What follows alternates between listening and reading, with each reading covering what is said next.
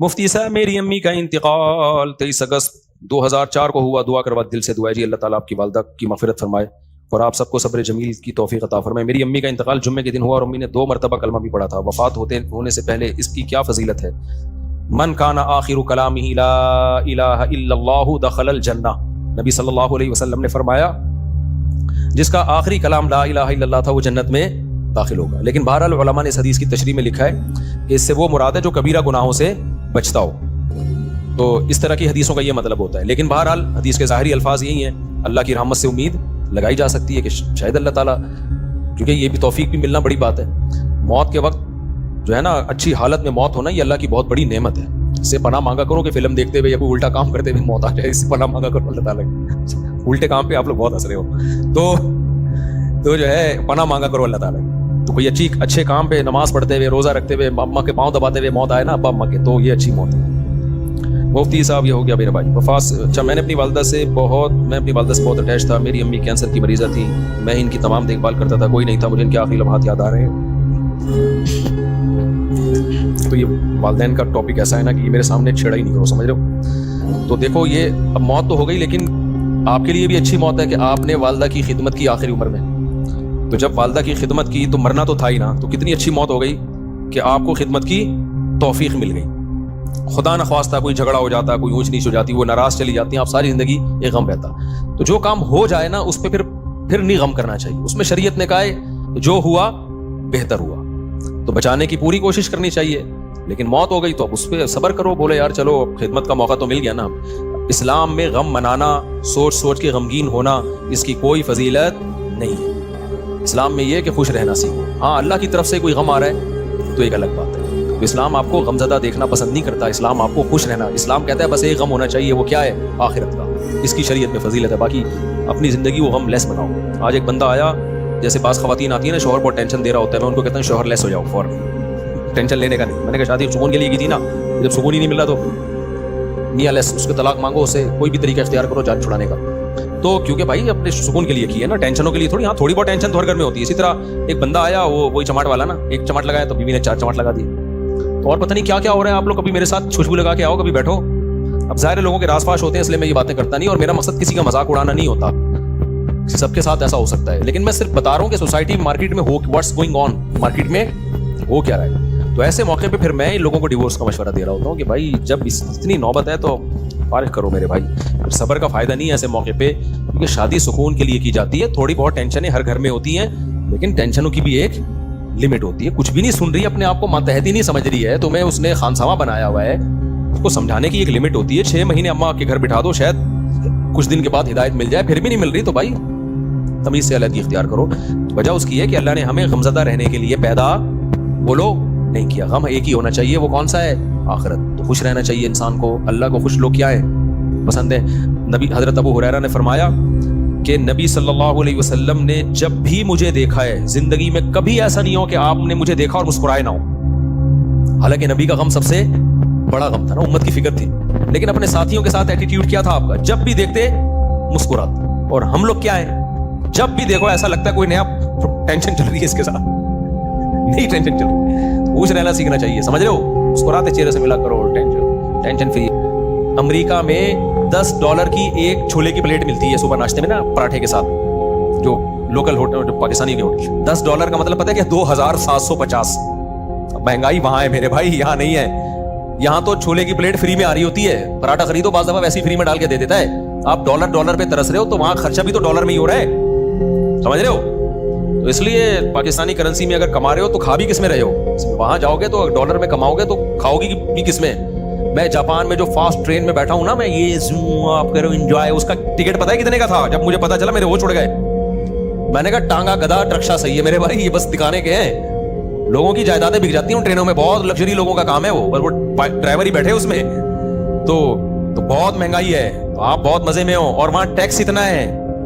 آپ کی اگر 40 لاکھ تنخواہ ہے نا، 1 کروڑ آپ کی اگر تنخواہ، ایک مثال دے رہا ہوں تاکہ کیلکولیشن آسان، تو 43 لاکھ روپے ٹیکس میں دینے ہیں آپ نے. یہاں اتنا ٹیکس تھوڑی ہے. پھر لوگ اس پہ خوش ہوتے ہیں ہم ٹیکس دے رہے ہیں لیکن علاج ہمارا فری میں، بچوں کی تعلیم ہماری فری میں. فری میں کہاں ہے؟ 43% تنخواہ کاٹ لی تم سے انہوں نے.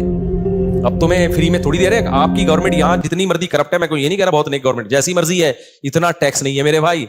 तनख्वाह पूरी आ रही है आपके पास, तो उसमें आप अपने बच्चों की फीस भर लेते हो, वो इतनी नहीं होती, 43% नहीं होती, वो समझते हो, आपके सारे खर्चे निकल रहे होते हैं। नहीं आ रही मेरा ख्याल है बात। और फिर ज़कातें भी लोग दे रहे होते हैं, थोड़े से घुन्ने बन जाओ, अगला पूरी जायदाद निकाल के दे देता है। यहाँ थोड़ा सा घुन्ना बनना आना चाहिए, बस यहाँ प्रैक्टिस करो थोड़ी सी। तो इसलिए इतना टेंशन वाला बात नहीं। हम क्यों वहां जाके फौरन वापस आते हैं, मजा में कहाँ आता है। बहुत अच्छे कंट्री है, अमेरिका बहुत अच्छा है, जापान बहुत अच्छा है, मजा हमें कराची में ही आता है। और ये जो मैंने अभी बयान में कहा ना कि खामोश, बिल्कुल खामोश, ये 4 दिन खामोशी अच्छी लगती है, उसके बाद काटने लगती है। यहाँ रिलेशन है, आबादी है, एक बंदा पंजाब वाला मिलेगा, एक पश्तो वाला मिलेगा, एक बलोची मिलेगा, एक फलाना, एक मैकेनिक मिलेगा, एक फलाना मिलेगा, एक डॉक्टर मिलेगा, एक साइंटिस्ट मिलेगा, एक सियासतदान मिलेगा। हर आदमी होटल में बैठ के ऐसे लगेगा यहाँ सारे ही पहुंचे हुए लोग हैं, गपशप का माहौल है। ये सब कुछ वहां पर नहीं है। खामोशी खामोशी खामोशी। अबे 4 दिन तक खामोशी अच्छी लगती है, उसके बाद मैंने कहा यार कोई थड़े नहीं है यहाँ पे, कोई थड़े हो यहाँ पे, कोई बैठे हुए हो, कोई बैठक हो, कोई गपशप हो ना, खत्म। तो एक रिश्तेदारों में होती है वो भी रिश्ते भी क्या हो रहे हैं, खत्म होते जा रहे हैं, वो भी शार्ट होते जा रहे हैं। तो बस हर आदमी इंडिविजुअली लाइफ गुजार रहा है, तो ऐसे थोड़ी, तो ऐसे तो जिंदगी का सुकून थोड़ी मिलेगा। बहुत सी चीजें हमारे यहाँ पॉजिटिव है मेरे भाई, बस दुआ करो हमारे यहाँ सफाई हो जाए और लॉ कुछ कानून मजबूत हो जाए, तो हम उससे अब बहुत आगे हैं। ये 2 ही चीजें नहीं है, और ये 2 ही इन्होंने बेड़ा गर्क किया है हमारा। लेकिन जब वो तो बेड़ा गवर्नमेंट ने गर्क किया हुआ है ना, हम तो खुश रहने पर अल्लाह ने हमें पाबंदी नहीं लगाई। तो आप उसी को एंजॉय करो। देखो अब कराची में बरसाती खड्डे कितने हो गए ना बारिश होते ही। अच्छा क्लाइमेट ऐसा चेंज हुआ है कि बारिश भी अजीब किस्म की हो रही है।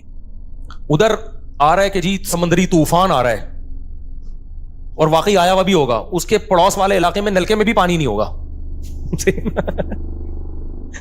वो कह रहे हैं हम तो समझ रहे थे पूरा तूफान आ रहा है, पानी पानी हो रही है, नलके में भी पानी नहीं है। अजीब कराची का वो, यानी बारिश ऐसे हो रही है, अंडा मोड़ पे हो रही है, कलंदरी चौक पे नहीं हो रही। अजीब ही सेटअप चल रहा है, तो एंजॉय करो इसको।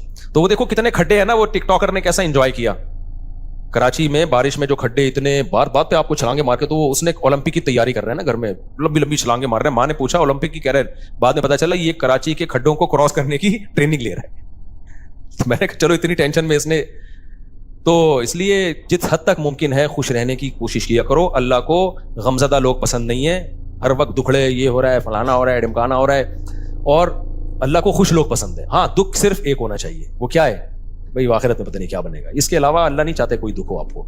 दूसरी बात ये कि घरों के झगड़ों को भी बढ़ाया मत करो। घरों के झगड़ों को, हमारे एक दोस्त थे सफर में, उनका अपनी बीवी से फड्डा हो गया फोन पे, तबीयत से चल रही है ना, तेरी ऐसी की तैसी, वो उधर से उसको जवाब आ रहा है, तबीयत से फड्डा हुआ उनका। और अपने दोस्तों को भी बता रहे हैं मेरी बेगम ने ये, जाहिर है सबके सामने हो रहा है तो पता चलेगा ना दोस्तों को, यार क्या हो गया बे, यार मेरा तेरी भाभी ने दिमाग खराब करके रखा हुआ है यार, ये है ऐसे ना। आधे घंटे के बाद नॉर्मल बैठे हुए, चाय चल रही है, गपशप चल रही है घर में, बेगम और बेगम वो मैं आ रहा हूँ परसों। वो दूसरे ने पूछा, बे आधे घंटे पहले तो ऐसा लग रहा था कि तलाक हो जाएगी तुम दोनों में, अभी थोड़ी देर में ऐसा लग रहा है कि कोई मसला ही नहीं है। तो उसने कहा यार मेरी आदत है 15-20 मिनट के बाद फड्डे को मैं भूल जाता हूँ, ठीक है ना, फिनिश।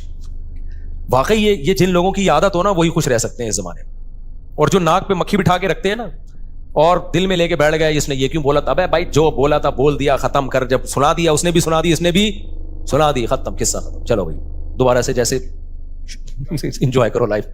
और लोग कहते हैं अभी तंबी तो हुई नहीं, ना ना ना, जब ये फड्डा होता है ना अगले को खुद थोड़ी सी तंबी हो जाती है। आइंदा वो बोलने से पहले उसको भी पता है, आपको भी पता है कि मैं ये बोलूंगा उसकी दुखती रख पे पांव रख दूंगा मैं, वो ये बोलेगी तो मेरे खोपड़ी घूमेगी। तो दोनों थोड़ा थोड़ा एक दूसरे की खोपड़ी का एहतराम आहिस्ता आहिस्ता शुरू कर देते हैं। खुद ही शादीशुदा आदमी की जिंदगी एक मैनेजमेंट खुद ब खुद आ जाती है।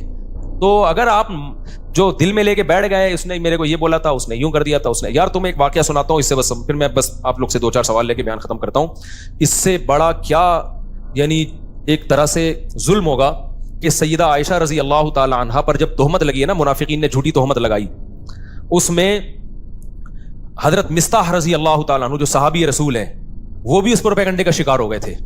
वो भी मुनाफिकीन की बातों में आ गए और उन्होंने भी हजरत आयशा के बारे में ये मुनाफिकीन से सुन के अल्फाज कहे। हजरत आयशा बेटी किसकी हैं? अबू बकर की। आप बताओ गैरतमंद आदमी को कितना गुस्सा आएगा ना। हजरत अबू बकर हजरत मिस्ताह के साथ माली ताउन बहुत ज्यादा किया करते थे, क्योंकि रिश्तेदार भी थे और गरीब भी थे। जब हजरत अबू बकर को पता चला ना मेरी बेटी के बारे में इन्होंने अल्फाज कहे हैं, तो हजरत अबू बकर ने कसम उठाई कि आज के बाद 1 रुपया नहीं दूंगा, यानी मैं खर्च कर रहा हूं इन पे और मेरी बेटी पे ये भी तोहमत में शरीक हो गए। बाद में जब कुरान की आयतें नाजिल हुई, हजरत मिस्ताह ने तौबा की और बहुत गिड़गिड़ाए अल्लाह के सामने, तौबा की, لیکن ابو بکر رضی اللہ تعالیٰ عنہ قسم اٹھا چکے تھے ان پہ میں خرچ نہیں کروں گا، میں نہیں خرچ کروں گا ان کے اوپر. لہذا انہوں نے کہ بھائی ٹھیک ہے آپ نے توبہ کر لی لیکن یہ ہلکا جرم تو نہیں ہے نا. کتنی بڑی شخصیت بھائی، سیدہ عائشہ نبی کی زوجہ بھی ہیں اور ابو بکر کی بیٹی بھی ہیں، تو نبی نے بھی معاف کر دیا ان کو. کتنا بڑا ظرف یار بھائی، جب گڑ گڑا لیے توبہ کر لی ہے تو معاف کر دیا. کیونکہ نبی کے سامنے بڑا ویژن ہے نا. جو چھوٹے یعنی گھروں میں چھوٹے چھوٹے جھگڑوں کو لے کے لمبے چلتے ہیں نا، وہ دنیا میں کوئی بڑا کام نہیں کر سکتے، وہ بس انہی میں الجھ کے رہ جاتے ہیں. تو نبی صلی اللہ علیہ وسلم نے تو معاف کیا ہی، ابو بکر نے معاف نہیں کیا. انہوں نے کہا ٹھیک ہے میں کوئی انتقام نہیں لے رہا، لیکن جیسے میں پہلے خرچ کرتا تھا نہیں کروں گا خرچ. سورہ نور کی آیتیں نازل ہوئیں، وَلَا يَأْتَلِ أُولُو الْفَضْلِ مِنْكُمْ وَالسَّعَةِ أَنْ يُؤْتُوا أُولِي الْقُرْبَى وَالْيَتَامَى وَالْمَسَاكِينَ. فرمایا اللہ تعالیٰ نے کہ تم میں جو قرابت دار ہیں تو جن لوگوں نے ان پہ خرچ نہ کرنے کی قسم اٹھائی ہوئی ہے وہ اپنی قسموں کو توڑ دیں. أَلَا تُحِبُّونَ أَنْ يَغْفِرَ اللَّهُ لَكُمْ، کیا تم چاہتے نہیں ہو کہ اللہ تمہاری غلطیوں کو بھی معاف کرے؟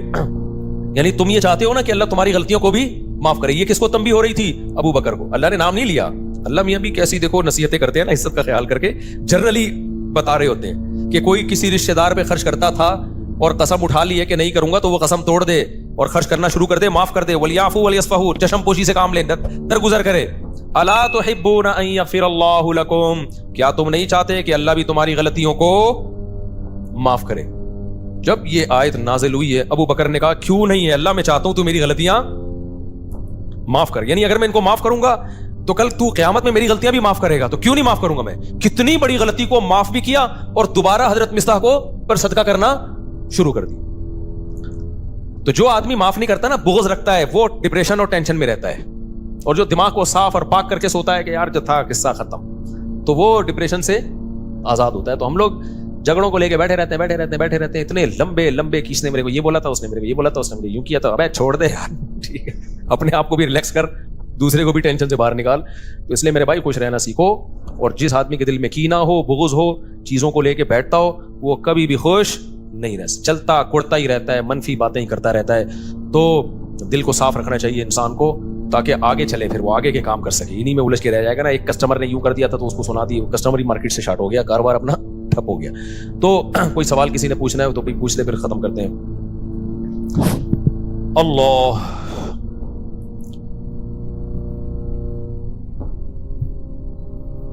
یہ جو میں نے اپنا قصہ سنایا تھا نا اپنے والد صاحب کا، اس پہ لوگوں نے بڑے کلپ چلائے، امریکہ تک میں پھیل گیا. نہیں میں نے کہا تھا میرے والد صاحب سے تھوڑی میں نے اونچی آواز میں بات کی، آج کے بیان سے متعلق ہے. یہ میں نے بتایا تھا نا، میری ایک دفعہ والد صاحب سے اونچی آواز میں بات ہوئی تو میں نے سوتے ہوئے والد صاحب کو اٹھا کے معافی مانگی. یہ کلپ بڑا وائرل ہوا. اچھا ہے، اس میں ایک بات میں بتانا بھول گیا تھا. جب کلپ وائرل ہو ہی گیا، ایک منٹ بیٹا، یہ عمل میں نے اپنے بڑے بھائی کو دیکھا تھا یہ کرتے ہوئے. میرے بڑے بھائی کے ساتھ اس طرح والد صاحب نے ایک دفعہ ہاتھ پات اٹھایا تھا ان کے اوپر، تو شاید ان کی زبان اڑ گئی تھی. تو میں نے اپنے بڑے بھائی کو دیکھا کہ انہوں نے جا کے والد صاحب سے معافی مانگی. تو یہ میں بتا رہا تھا نا کہ جو چیز دیکھتا ہے انسان وہ سیکھتا ہے. تو مجھے اپنے بڑے بھائی کا یہ عمل میرے دماغ میں انسٹال ہو گیا تھا کہ یار اگر بڑوں سے کبھی ایسا ہو بھی جائے تو معافی مانگی جاتی ہے. تو اس لیے میں کہتا ہوں کہ اپنے ماں باپ کی خدمت اپنے بچوں کے سامنے کر لو تاکہ تمہارے بچوں کو پتہ چلے کہ انہوں نے بھی تمہیں بڑھاپے میں سنبھالنا ہے. سمجھتے ہو کہ نہیں سمجھتے؟ اپنی ماں کی خدمت اپنے بچوں کے سامنے کر لو تاکہ بچوں کو پتہ چلے کہ جو تمہاری بیٹیاں ان کو پتہ چلے کہ بھائی ہم نے بھی اپنی ماں کو بڑھاپے میں سنبھالنا ہے.